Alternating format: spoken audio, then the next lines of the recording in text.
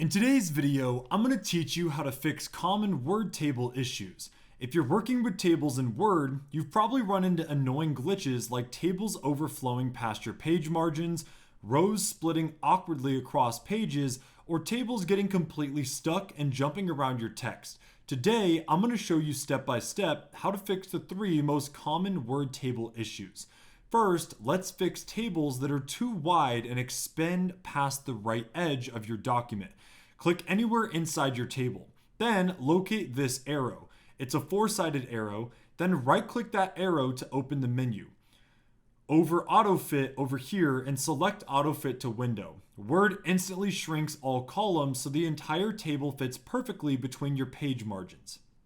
Next, if your table rows get sliced in half mid-sentence when crossing onto a new page, let's lock them together. Highlight your entire table now using the arrows right here. Right-click inside any cell and choose Table Properties. Switch over to the Row tab here and uncheck the box next to Allow Row Break across pages and click OK. Now, if a row doesn't fit at the bottom of the page, Word will cleanly push the whole row onto the next one. And finally, if your table refuses to move cleanly or overlaps surrounding text, its wrapping mode has been misconfigured. Right-click your table and open Table Properties right here. Stay on the Table tab and look at the text wrapping section, the bottom one. And if it's set to around, change it back to none and click OK. And that is it. Those 3 things should fix any issues you have with any common issues with word tables.